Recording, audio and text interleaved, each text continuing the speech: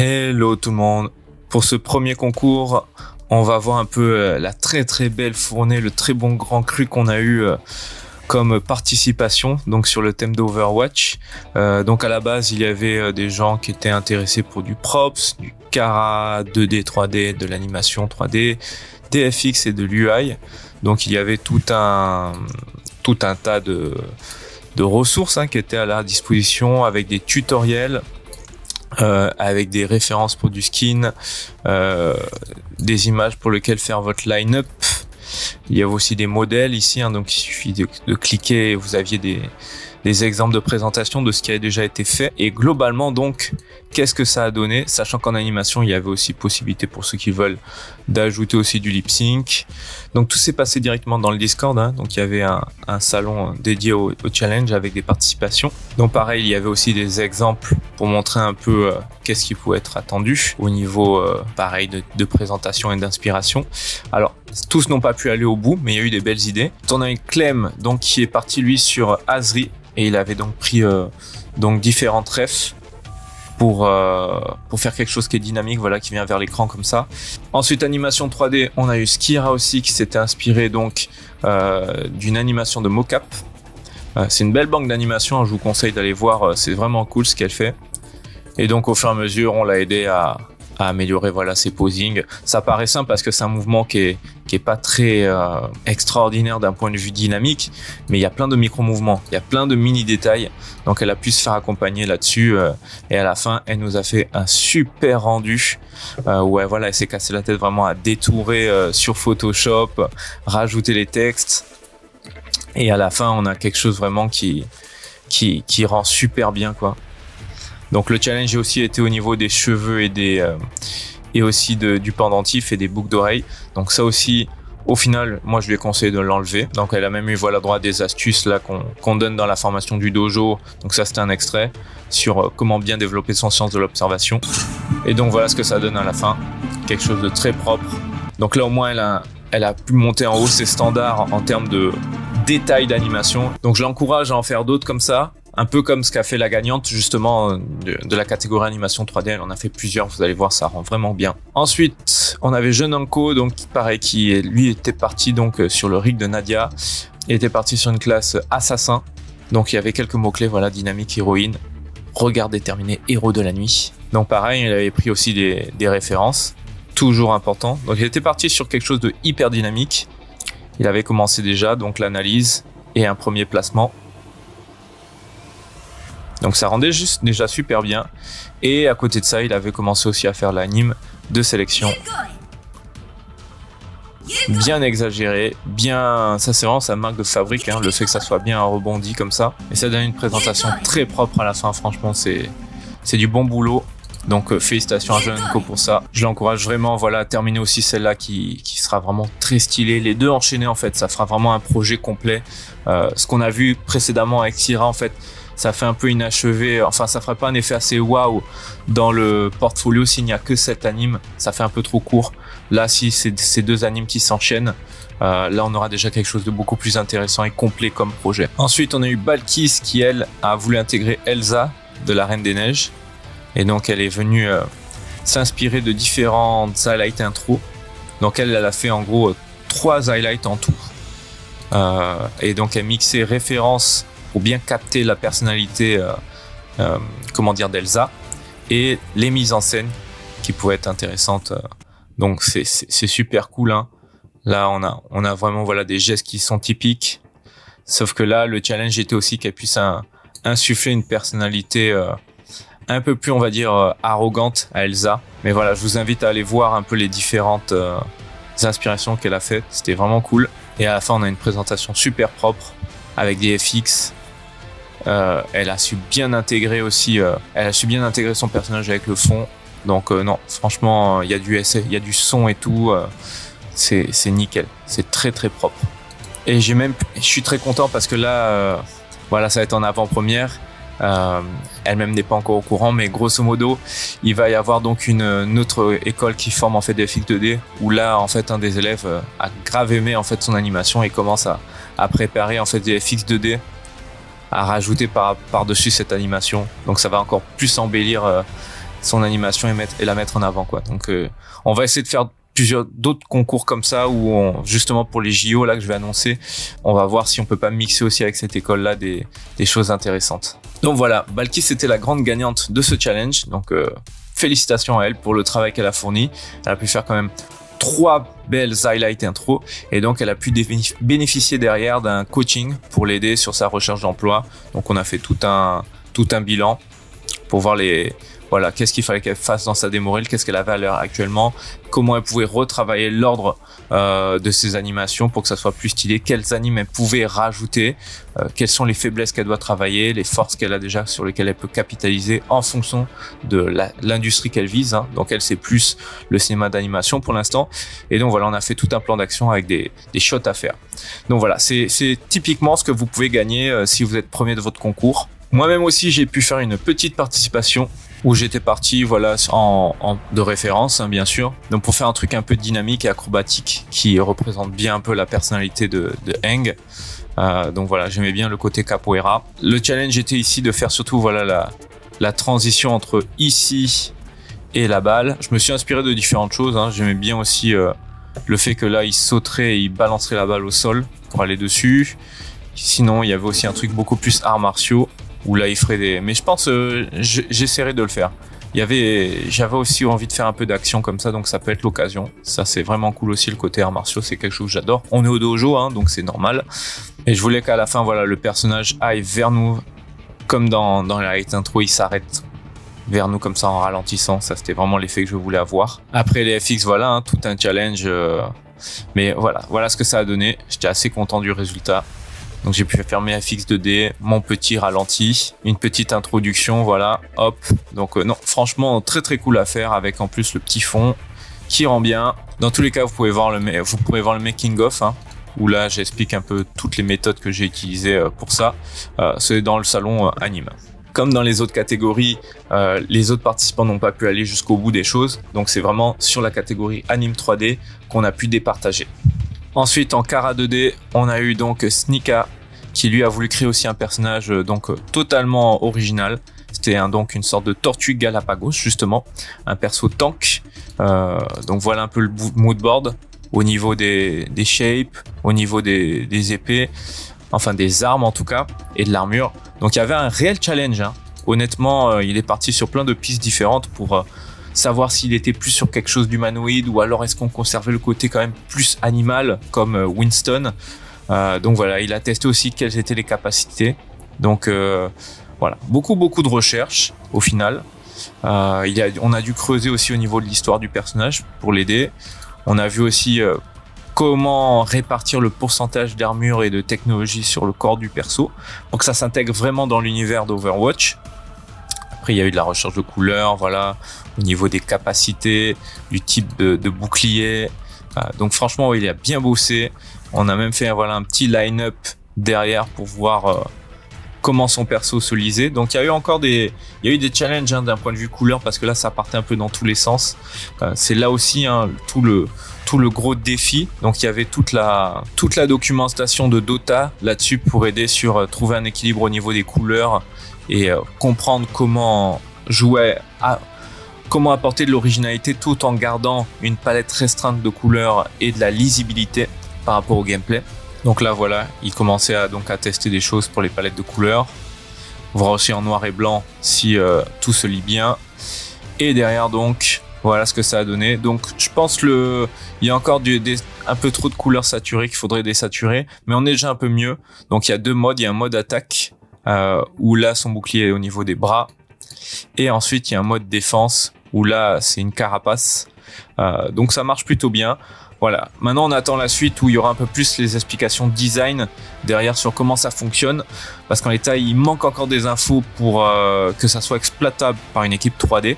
Donc c'est ça l'objectif aussi, encore une fois, c'est que vous fassiez un projet qui soit derrière vraiment comme dans des conditions de prod. Mais voilà, ça part super bien, donc félicitations à lui. Donc Jérémy, très très bon boulot. On attend vraiment, moi je te conseille d'aller jusqu'au bout de montrer la suite, c'est très prometteur. Il y avait donc l'idée d'un robot qui s'appelait Boop, et donc là c'était un mix de différentes parties du corps de héros en fait, hein, d'Overwatch. Et l'idée était de faire un mix et de créer un personnage à part entière. Le challenge était donc que même si derrière le personnage récupère un peu des parties de différentes composantes des autres héros, il fallait malgré tout voilà, qu'on reconnaisse les courbes, les couleurs, le style, merci globalement après. Donc dommage je n'ai pas allé au bout, mais c'était très intéressant. On a eu chez Foelia qui était parti donc sur l'adaptation d'un skin de Mercy, mais dans le thème plus orienté bélier. Donc elle avait commencé à faire des propositions, mais c'était quand même quelque chose de très challengeant, de réussir déjà à comment dire, à bien comprendre la silhouette qui est typique de Mary, pas de Mary mais de Mercy. Donc le fait voilà qu'elle ait une jupe et une tenue centrale à chaque fois, plus encore ajouter la vibe des cornes. Donc on est parti sur quelque chose d'un peu plus simple au niveau de Lunar Beast plutôt, inspiré de League of Legends. Mais là pareil, bon elle n'a pas pu aller au bout des choses, mais le challenge était super intéressant, il commençait à avoir des bonnes pistes. Voilà, donc pareil je l'encourage à aller au bout parce que vraiment ça peut être très très cool. Ensuite on a eu Luc qui lui est parti donc sur un héros original. Donc il avait fait tout un lore hein, pour expliquer un peu donc son personnage qui venait de la Côte d'Ivoire, qui s'appelle donc Techno. Donc on avait voilà déjà quelques petites esquisses et à la fin donc voilà ce que ça donnait. Donc il avait fait le visage. En fait toutes les pièces là c'est des pièces qui sont faites apparemment du recyclage qu'il utilise dans des décharges et ce genre de choses, dans des trucs abandonnés où il y a des pièces informatiques. Donc là pareil on attend la suite, ça aurait été cool qu'il puisse faire après des posings, expliquer un peu mieux comment le personnage, qu'il puisse expliquer les capacités du personnage et faire une présentation à la fin un peu plus propre. Là il y a encore une marge pour faire quelque chose qui sera stylé pour ton portfolio, mais il y a des très bons débuts. On avait aussi un personnage 3D qui était parti d'un concept de fan art. Donc c'était une sorte d'héroïne amérindienne. Donc c'était intéressant, il y avait... on y croyait, hein, elle aurait vraiment pu faire partie de l'univers. Donc là, malheureusement avec le manque de temps, elle n'a pu faire que la base. Mais franchement, si elle peut continuer, moi je l'encourage. L'objectif est toujours d'avoir un prétexte pour faire des assets pour votre portfolio, des projets. Donc rien ne vous empêche d'aller plus loin après. En Cara 3D, il y a eu aussi Lucas qui a voulu faire donc l'adaptation d'un concept fan art aussi, personnage original qui s'appelait Twin Fox, qui a été super intéressant aussi. Il y avait de belles pièces et même des posings intéressants à faire. Au niveau donc c'était un mélange entre du hard surface et de l'organique. C'était vraiment cool. Donc il y a eu tout un travail d'étude du personnage au niveau des proportions. Donc on a dû retravailler un peu ça pour voir avec Window Maker comment fonctionnaient les proportions. Et voilà, après il y a eu une réadaptation. Et au fur et à mesure, voilà, il y avait des détails qui se faisaient petit à petit, quoi. Franchement, moi j'avais hâte de voir la suite. Malheureusement, il n'a pas pu aller au bout.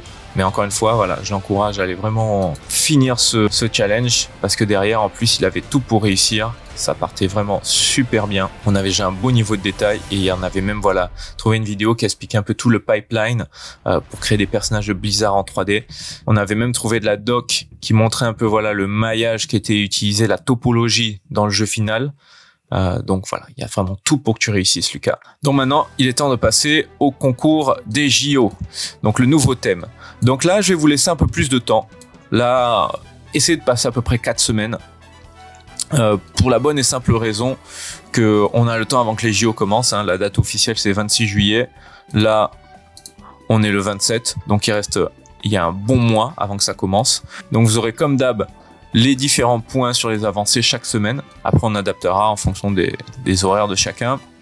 L'objectif, ça va être de faire du buzz. C'est-à-dire que vous allez choisir une discipline.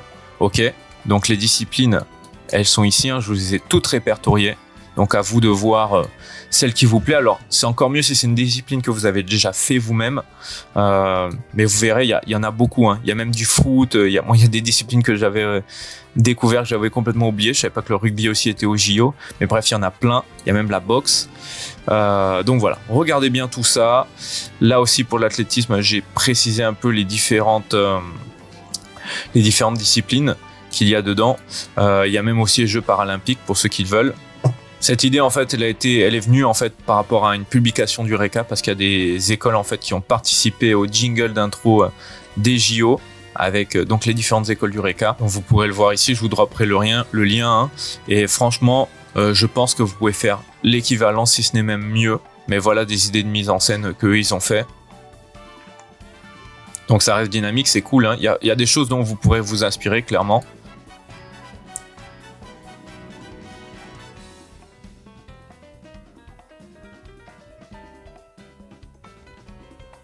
Donc prenez le temps de regarder tout ça. Vous n'aurez pas besoin de vous casser la tête à faire quelque chose d'aussi beau en termes de rendu. Mais niveau animation, je pense que vous pouvez faire bien mieux que ça. Donc voilà, regardez bien tout. Moi, je vous ferai, si vous voulez, un petit tri, si ça peut vous aider à le best-of, moi, je trouve, qui pourrait être intéressant pour vous. Et donc, l'idée, ça va être, en fait, en fonction de la discipline que vous avez choisie, de repérer le numéro 1 de la catégorie actuelle de cette discipline. Donc, par exemple, moi, si je mets Best Natation Athlete, Best Swimming Athlete, ou alors je peux mettre même numéro 1 Natation JO. Là, je peux avoir des résultats. Donc là, je vois par exemple Léo Marchand qui revient. Donc, à voir, hein, ça peut être une fille, un garçon, qu'importe. Là, c'est vous qui voyez. Mais Léon Marchand, pardon. Si je regarde ici, alors là, j'étais dans vidéo. Mais voilà, là, je vois par exemple Katie Ledecky. Si on veut faire un truc sur Katie, si elle est présente, ça peut être intéressant. Donc, Katie Ledecky. Hop. Pourquoi ça peut être intéressant? Parce que là, si on regarde son Instagram, elle a plus de 630 000 followers. Donc ça veut dire, c'est-à-dire que là, si vous faites une anime de natation bien dynamique qui marche bien et que vous donc soit une animation, soit sa caricature en 2D, soit son adaptation en 3D, c'est vous qui voyez, hein. Ça peut être aussi de l'animation 2D, hein. Je ne force en rien. Mais les catégories sont plus réduites parce qu'en fait, on a eu un nombre de réponses plus restreint. Mais globalement, ça partait vers l'animation 3D principalement et le personnage. Donc, il y en a eu une seule. Donc, voilà. Pour l'instant, j'ai réduit. On verra. Si vous voulez aller dans d'autres catégories, vous me ferez signe. Mais voilà, pour l'instant, il y en a 3. Et donc, en fonction de chaque catégorie, comme d'hab, vous avez des exemples et un livrable. Donc, on va y aller dessus. Mais pour continuer sur l'effet buzz possible, donc, imaginez, voilà, vous faites quelque chose qui est en rapport avec elle. Vous la taguez, donc comment ça fonctionne? Mais il suffit de voir un peu ce qu'ont fait les écoles du RECA, donc par exemple les Gobelins. Hop, et ils ont fait clairement un truc où ils ont parlé des Jeux Olympiques aussi, hein. Donc là on voit qu'ils ont tagué l'équipe de France. Donc l'équipe de France qui a 172 000 followers. Donc là pareil, vous pouvez faire sinon directement prendre un athlète de l'équipe de France. Dans tous les cas, si vous les taguez, vous aurez techniquement tous les followers qui pourront voir le tag lié à l'équipe de France ou à l'athlète que vous avez choisi. Donc le potentiel de buzz est énorme pour gagner en visibilité. Donc on va avoir aussi par exemple voilà le CV à Bordeaux où là ils ont venu taguer France Télévisions, RECA École, JPO Paris 2024. Donc ça pareil, hein, c'est plein de tags. Donc pareil, je vais vous montrer les exemples je vous donnerai des exemples de tags, mais au moins vous comprenez un peu la logique derrière. Encore une fois, le buzz énorme qui est possible. Donc, si on met Jeux Olympiques, voilà, Jeux Olympiques, il y a 353 000 followers. Donc là aussi, il y a plein de buzz à faire. Pareil sur LinkedIn, hein. Là, je vous ai montré qu'Instagram. Je regarde par exemple là, Christine Mazreau, la déléguée générale du RECA. Là, pareil, on voit les tags qu'ils ont utilisés. Donc, JO Paris, encore une fois, France Télévisions, Canoë, JO. Voilà. Donc là, il y a tout un truc, tout un système de tags qui est utilisable. Et même là-dessus, vous pouvez garder beaucoup de buzz. Donc voilà, encore une fois, je vous donnerai ça, on verra ça à la toute fin. Pas besoin de se casser la tête avec ce système de tags. L'objectif, c'était juste de vous montrer l'intérêt derrière. Voilà. Le but sera vraiment de, encore une fois, trouver toutes les grosses personnes qui sont associées à la com de l'athlète que vous allez choisir. Et derrière, vous en faites pas. Si votre travail est qualitatif, ça va tourner sur les réseaux et ça peut vous apporter des opportunités d'emploi. Je vous laisse imaginer si, par exemple, comme on voit dans les exemples, Ibrahimovic, il a partagé ça, ou par exemple, voilà, Tyson Fury, bon, Bruce Lee non, mais pareil, Arsène Wenger ou Teddy Riner, des gens comme ça, ils voient qu'on a fait quelque chose par rapport à eux, mais s'ils partagent ça sur les réseaux, mais ça sera un buzz monumental pour vous, quoi. Donc bref, pour chaque catégorie, pour animation 3D. Donc pareil, on va garder le système d'highlight intro. C'est très stylé, ça peut vraiment vous permettre de faire quelque chose de court mais vraiment efficace. On peut avoir aussi scène de victoire, scène de défaite, sélection de personnages prêts à l'action. Donc encore une fois, imaginez vous sélectionnez le personnage qui s'échauffe et qui est prêt à aller à son épreuve, quoi. Ça peut être ça. Au niveau des highlights intro, mais même en fait dans Overwatch, ils avaient fait un moment, ils ont une saison où ça s'appelle les Summer Games. Et donc à chaque fois vous verrez, voilà, là par exemple il y a une anime de Tracer qui elle là par exemple va courir, paf, le saut de haie. Donc ça peut être des animes comme ça, complémenté avec une anime de sélection. Farah, voilà, qui avait fait aussi un truc en rapport avec le basket. Pam, Hanzo aussi avec le tir à l'arc. Donc ça forcément classique. On avait aussi également Lucio qui avait fait un truc en rapport avec le foot, voilà, avec un petit retourné. Donc voilà, vous avez plein de mises en scène comme ça sympa à faire. Et comme j'ai dit tout à l'heure, je vous ferai aussi une petite sélection ici qui pourra peut-être vous aider à avoir de l'inspiration. Vous avez aussi bien sûr là, ça serait l'idéal, hein, c'est si vous arrivez à faire voilà, toute une mise en scène avec le personnage. Mais vous verrez qu'ils l'ont fait de manière très intelligente, hein, la mise en scène. Hop, donc voilà la sélection, le perso qui attend, qui est ready. Une highlight intro, paf. Paf. Donc c'est des animes courtes, hein, mais elles sont bien exécutées, c'est dynamique. Paf. Au niveau de la mise en scène, vous avez mon making of là qui pourra vous aider aussi derrière. Vous avez aussi d'autres refs, donc je vous laisserai aller fouiner. Vous allez parler d'autres exemples avec là les mascottes qui faisaient des trucs bien dynamiques, bien stylés. Ça c'était pour l'Euro.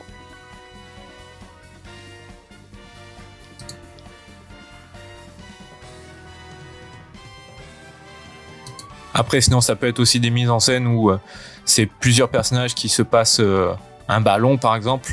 Donc, si c'est du foot, ça peut être sinon plusieurs disciplines, hein. Moi, ce que je vais faire, ce sera un peu de quelque chose dans ce style-là, c'est-à-dire le personnage qui va faire un service et la balle va se transformer en ballon de foot. Après, c'est quelqu'un qui va faire une reprise de volley et après, ce sera du volleyball. Voilà, moi, je vais mixer différents personnages. Donc là, vous avez des exemples, hein, avec le making-of aussi. Mais voilà, c'est des scènes courtes, c'est pas des scènes compliquées. C'est l'enchaînement de tout ça qui fait que ça fait quelque chose de grandiose. En termes de référence, vous avez aussi les différentes intros des jeux de sport de Mario. Donc pareil, là, vous avez plein. Donc prenez vraiment le temps, prenez 1 ou 2 journées pour savoir ce que vous voulez faire. C'est important pour avoir quelque chose de vraiment propre. Mais là, vous aurez plein de mises en scène. Ils savent faire des trucs stylés aussi avec Mario, hein, sincèrement. Surtout, voilà, tout ce qui était Jeux Olympiques et tout ça avec Mario. Il y avait vraiment de belles choses, de belles mises en scène. Bam. Paf. Donc vraiment, allez mater ça, il y a des trucs vraiment cool.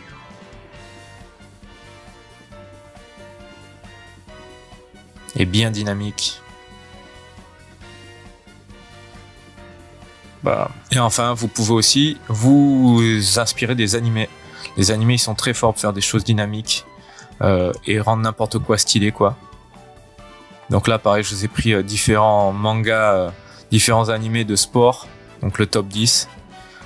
Donc là après il suffira de regarder, par exemple vous tapez Epic Scene avec le nom de l'animé, donc par exemple le Blue Lock pour le foot, parce que le foot fait partie des Jeux Olympiques. Et voir un peu les meilleures scènes d'action. On peut avoir, voilà, des mises en scène vraiment stylées, bien dynamiques. Avec des beaux mouvements de caméra. Pareil pour IQ, voilà, Most Epic Moment, hein, donc Epic Scene, Epic Moment. Vous aurez vraiment des scènes vraiment cool, avec, voilà, des trucs bien dynamiques. Donc n'hésitez pas, voilà, ça fait partie du travail d'animateur de chercher des références aussi. Donc prenez le temps, vous verrez, il y a des belles mises en scène aussi. Moi, en tout cas, c'est de ça dont je vais m'inspirer clairement, quoi. Pour ce qui est du rig, pour l'animation 3D, vous êtes assez libre, hein. Moi, par contre, ce que je vous conseillerais, c'est de partir sur des personnages un peu passe-partout. Donc, par exemple, voilà, là, bêta, ici, et alpha, peuvent très bien se prêter aux Jeux Olympiques. Il faudra juste leur ajouter par exemple des props, des choses comme ça, et changer un peu par exemple la couleur de leur texture, hein, donc c'est pas compliqué à faire. Hein. Vous avez aussi Delta, Pam, qui est ici aussi. Donc voilà, vous avez pas mal de personnages. Alors, juste en changeant la couleur pour rendre ça un peu plus Jeux Olympiques, en mettant plus de blanc par exemple, à la place du noir. Vous pouvez rajouter aussi un petit props, genre drapeau français si vous voulez faire l'équipe de France. Voilà, il y a plein de choses sympas à faire rien qu'avec ces rigs là. Vous avez sinon aussi le super héros qui fait un peu plus humain, on va dire. Vous allez avoir aussi Akali. Vous pouvez avoir aussi le Salaryman, dans le sens où ça peut être plus comique de faire même le salarié qui se met aux Jeux Olympiques. Sinon, vous pouvez aller sur un truc plus cartoon avec Mario aussi. Hein. Mario aussi aux Jeux Olympiques, justement, parce qu'il y a le jeu là-dessus. Bugs Bunny aussi aux Jeux Olympiques, ou Daffy Duck. Voilà, donc là maintenant, c'est vous et votre mise en scène.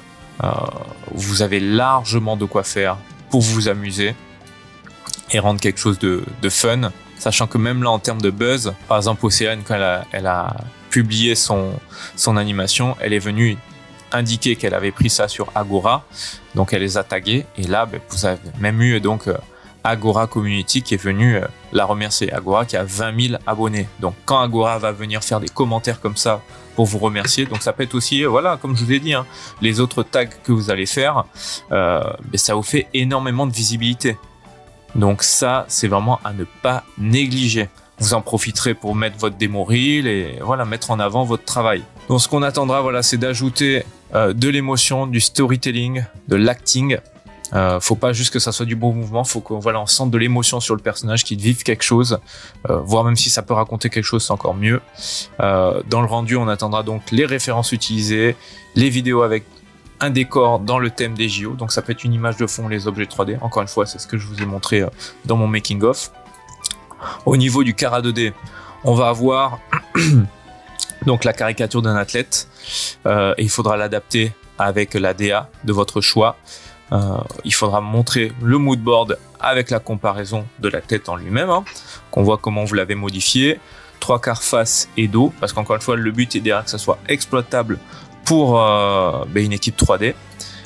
Pas besoin de faire des couleurs complexes, hein. Franchement des aplats de couleurs, même là c'est limite. Ici là ce que je vous montre là, ça devient de l'illustration, il n'y a pas besoin d'autant de choses, mais il faut des poses d'action, il faut des choses qui vont montrer voilà, que vous maîtrisez votre personnage, que vous l'avez mis sous différents angles de vue, voilà, et qui soit exploitable derrière par une équipe 3D. De toute façon voilà, encore une fois vous avez plusieurs exemples qui vous montreront comment faire quelque chose qui peut être intéressant pour une équipe 3D et derrière qui j'espère vous inspireront. Ensuite dans la catégorie 3D justement, là pareil vous n'êtes pas obligé de partir sur un concept, soit vous faites la caricature de l'athlète, soit vous essayez de le reproduire en 3D le plus fidèlement possible. Ça aussi ça peut faire son effet, son impact. Derrière donc encore une fois moodboard, turnaround, donc soit avec l'intégration Sketchfab ou Marmoset, soit une vidéo, hein, ça peut marcher aussi, mais c'est plus interactif avec Sketchfab ou Marmoset, nous-mêmes on peut tourner autour. On va avoir aussi le wireframe et l'UVMap, et Unreal maintenant c'est devenu un incontournable, donc il faut que vous puissiez montrer que vous pouvez mettre en scène votre personnage dans Unreal avec des belles lumières. Voilà, donc là vous avez des exemples. Donc là vous avez par exemple quelqu'un qui avait adapté au style Fortnite, un personnage là, enfin un personnage, une star, donc il s'appelle donc Luis Scola, hein. Si là il s'est amusé à le taguer, Luis Scola c'est 240 000 followers, donc je vous laisse imaginer l'exposition qu'il peut avoir. Donc rien qu'avec ça il a eu quand même 2600 likes sur Instagram, sur Artation pardon, et voilà il a mis en scène, il a fait en sorte voilà d'ajouter même de la mocap dessus. Donc non franchement voilà, ça c'est clairement un travail pro qui donne envie derrière de vous recruter. Là on peut tourner autour du personnage, mais bon le truc c'est qu'en fonction de la connexion internet, Marmoset ce sera pas forcément, ou Sketchfab ce sera pas l'idéal, donc on peut sinon se contenter juste d'une vidéo. Mais en tout cas voilà, des exemples de mise en scène sympa. Vous avez donc, comme je vous ai montré, Zlatan, avec pareil une petite vidéo pour le rendre un peu vivant. Et il a fait l'effort aussi, il n'y a pas besoin de faire... Alors moi, comme je vous ai dit, rajoutez quand même un fond pour nous immerger. Et là aussi, il a mis un sol avec de l'herbe. C'est toujours plus sympa.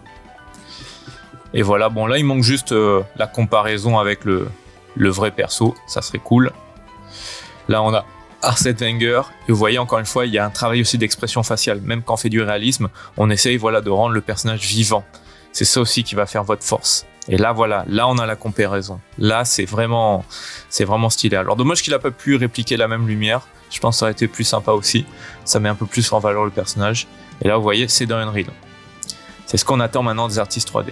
De pouvoir intégrer dans Unreal, parce que Unreal est utilisé maintenant dans plein d'endroits, même dans le cinéma d'animation, de plus en plus. Et après, on va avoir aussi un autre degré de stylisation avec Last of Us. Donc on n'est pas obligé de faire du réaliste, hein, comme je vous ai montré. Voilà, vous pouvez expliquer votre procédé et réadapter tout cela en quelque chose d'un peu plus caricatural. Ça peut être sympa, ça fera rire aussi la star, il n'y a aucun souci avec ça.